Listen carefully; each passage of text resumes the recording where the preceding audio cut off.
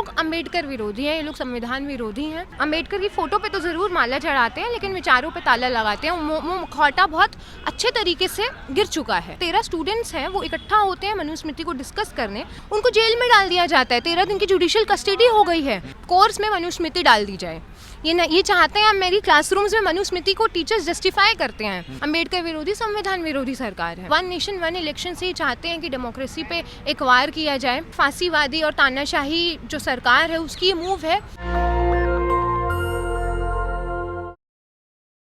नमस्कार, आप देख रहे हैं नेशनल दस्तक और मैं रंजय कुमार। हमारे साथ हैं सावी। अभी जिस प्रकार से सदन में जो बाबा साहब भीमराव अंबेडकर को लेकर बयान दिया गया, उस बात को लेकर आज यहाँ जो है छात्र विरोध प्रदर्शन करते हैं, सीपीआई के मंच से हैं। मैम, क्या कहना चाहेंगी जिस प्रकार से संविधान पर चर्चा के दौरान संविधान के शिल्पीकार बाबा साहब भीमराव अंबेडकर का जिस लहजे में जो अपमान हुआ है, उस पर आप क्या कहना चाहेंगी? देखिए, जो भी हुआ है बहुत ज़्यादा शर्मनाक बात है, क्योंकि अमित शाह ने ये शर्मनाक भद्दा जो बयान दिया है वो उसी संसद में खड़े होकर दिया है जो संसद संविधान से चलता है और संविधान बाबा साहब अम्बेडकर ने बनाया। तो इस बयान के बाद जो मखौटा इन लोगों ने पहना हुआ था ना, कि ये जो अम्बेडकर की फ़ोटो पे तो ज़रूर माला चढ़ाते हैं लेकिन विचारों पे ताला लगाते हैं, वो मखौटा बहुत अच्छे तरीके से गिर चुका है। सभी लोगों को समझ आ चुका है कि ये लोग अम्बेडकर विरोधी हैं, ये लोग संविधान विरोधी हैं। इनके काम यही बताते हैं और अब तो मुँह से भी निकल गया बहुत डायरेक्टली।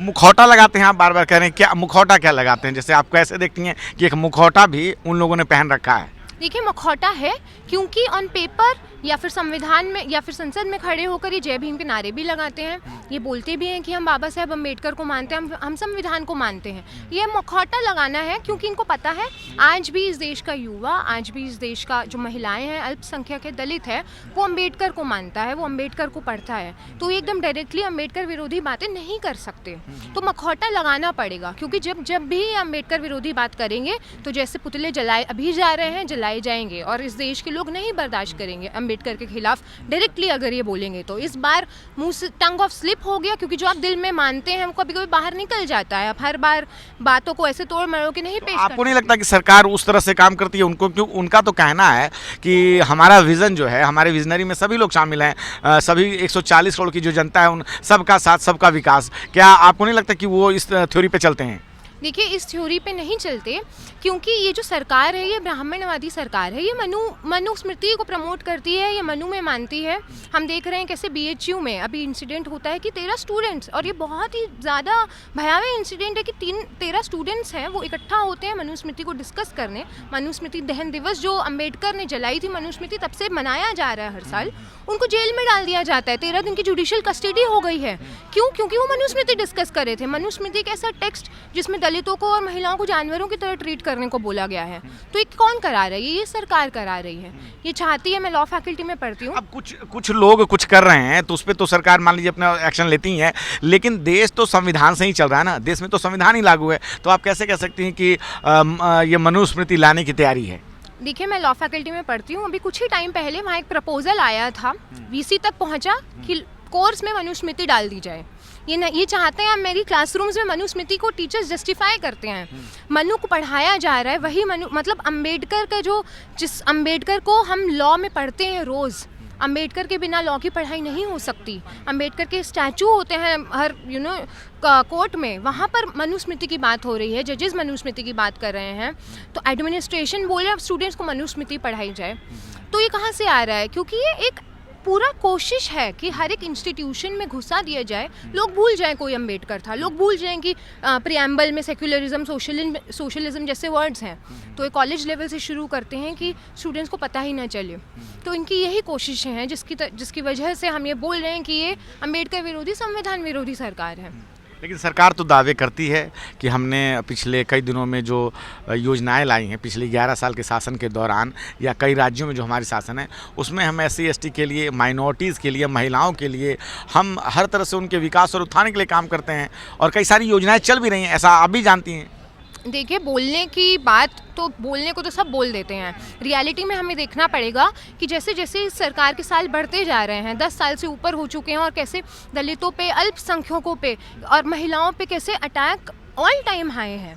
कैसे अगर हम डेटा उठा के देखें तो हेट क्राइम्स, मॉब लिंचिंग कितनी ज़्यादा हो रही है। हम देखते हैं दिल्ली में दंगे हो जाते हैं, नफ़रत की राजनीति हो रही है, गाय की तस्करी बोल दी जाती है और लोगों को मुसलमानों को मार दिया जाता है, दलितों पे अत्याचार हो रहा है, कोई कुछ कर रहा है, कोई कुछ कर रहा है। तो ये इस सरकार की पूरी इम्प्यूनिटी के साथ हो रहा है और इन लोगों पे कुछ नहीं होता। ये बीजेपी के, आरएसएस के लोग ही हैं जो स्पॉन्सर करते हैं, इन्हीं के लोग ये दमन कर रहे हैं, ये अत्याचार कर रहे हैं।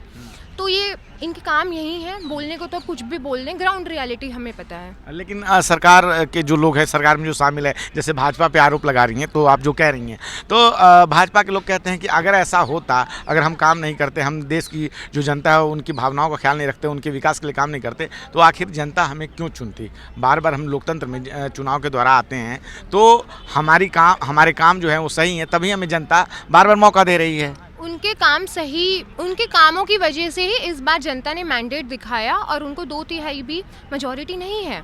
तो इस बार जो मैंडेट आया इलेक्शंस के बाद वो एक बहुत क्लियर कट दिखा रहा है कि लोग डिससेटिस्फाइड हैं। यहाँ की जो भारत की जो जनता है वो बोल रही है कि हमें ऐसी सरकार नहीं चाहिए जो संसद में बैठती है, अपनी तानाशाही से बिल्स पास करती है। तो इस बार हम देख रहे हैं संसद की रूपरेखा बदल दी गई है, ऑपोजिशन भी स्ट्रांग है। ऐसा नहीं है कि कोई भी बिल आ रहा है तो बिना डिस्कशन के पास कर दिया जाएगा। डिबेट होगी, डिस्कशन होगी और उसी डिबेट एंड डिस्कशन में इनका पर्दाफाश होता है, जैसे इस बार हुआ। जैसे अमित शाह ने बोल दिया कि हाँ अम्बेडकर फैशन बन गया है। तो इस बार ये है कि हाँ, ये पुरजोर तरीके से नहीं आए हैं, लोगों का मत नहीं है, मैंडेट नहीं मिला है इनको। आप ड्यू की लॉ फैकल्टी से हैं। अभी कुछ दिनों पहले कैबिनेट ने एक बिल पास किया 1 नेशन 1 इलेक्शन को लेकर, क्या सोचती हैं, क्या आप बताना चाहेंगी हमें? देखिए, 1 नेशन 1 इलेक्शन बहुत ही ज़्यादा डेमोक्रेसी के लिए अगर ये अप्लाई हो जाता है तो बहुत ही घातक होगा। डेमोक्रेसी में 1 नेशन 1 इलेक्शन नहीं चल सकता, ये फेडरलिज्म के खिलाफ है। हम देख रहे हैं कैसे 1 नेशन 1 इलेक्शन से जो राज्यों की अपनी ऑटोनॉमी है वही ख़त्म कर दी जाएगी। भारत एक ऐसा देश है वहाँ पर एक जब स्टेट के इलेक्शन होते हैं वो अपने आप में बहुत बड़ी बात है, बहुत डिबेट होती है, मुद्दों पे बात होती है, लोग बहुत अलग माइंडसेट से वोट डालते हैं। तो 1 नेशन 1 इलेक्शन से ही चाहते हैं कि डेमोक्रेसी पे एक वार किया जाए। तो ये इनकी एक फांसीवादी और तानाशाही जो सरकार है उसकी ये मूव है जो बिल्कुल नहीं होना चाहिए, वरना इस देश का डेमोक्रेसी जो अभी ख़त्म हो चुका है वो और ज़्यादा बिखर जाएगा। तो जुडिशरी को बिल्कुल इंटरवीन करना चाहिए इसमें। सावी, आपने हमसे बात की, बहुत बहुत शुक्रिया। तो हमारे साथ सावी बात कर रही थी, डीयू की लॉ फैकल्टी से हैं और बाबा साहब भीमराव अंबेडकर से लेके 1 नेशन 1 इलेक्शन तक इन्होंने बोला। और जिस प्रकार से सावी ने बताया कि 1 नेशन 1 इलेक्शन जो है वो भारत के संघीय ढांचे को, जिसमें कि राज्यों के अपने अधिकार जो हैं वो अलग होते हैं, उसको ख़त्म करेगा। अगर हम जो राज्यों के अधिकार को ख़त्म करेंगे तो जो संघ का जो ढांचा है वो उस पर कहीं ना कहीं आघात आएगा। ऐसा नहीं है, इस देश में पहले एक देश एक चुनाव की नहीं होती थी, एक देश एक चुनाव। जो अगर हम शुरुआत में बात करें तो ऐसा एक देश एक चुनाव 1967 तक जो है इस देश में चला, लेकिन उसके बाद जो है विधानसभाओं का कार्यकाल जो है अलग हुआ, तो धीरे धीरे सभी राज्यों के चुनाव जो है अलग होने लगे। और इस बात का जवाब अभी तक भाजपा नहीं दे पाती है कि अगर राज्यों में राष्ट्रपति शासन या किसी कारणवश जब विधानसभाओं का कार्यकाल जो है वो ख़त्म हो जाएगा बीच में, तो फिर कैसे उस मुद्दे को सुलझाएगी। इंदिरा सरकार में भी जो है इस बात को कहा गया था 1983 के दौरान कि एक देश एक चुनाव करवाया जाए, लेकिन उसमें आप आगे नहीं बढ़ा गया। लेकिन अब ये सरकार उस पर आगे बढ़ रही है और तमाम जनता से हम इस बारे में बात करते हैं और वो अपनी अपनी राय देती है। क्या सोचते हैं आप अपनी राय कमेंट में ज़रूर बताएं। मैं रंजय कुमार, कैमरामैन आशीष के साथ, नेशनल दस्तक। धन्यवाद। नेशनल दस्तक की आपसे गुजारिश है कि अगर इसको बचाना चाहते हैं तो नेशनल दस्तक को सब्सक्राइब करने के लिए रेड कलर के सब्सक्राइब बटन को दबाएं, फिर बेल आइकन की घंटी दबाएं। नेशनल दस्तक को बचाने के लिए बहुत जरूरी है कि हर खबर को शेयर करें, लाइक करें, कमेंट जरूर करें।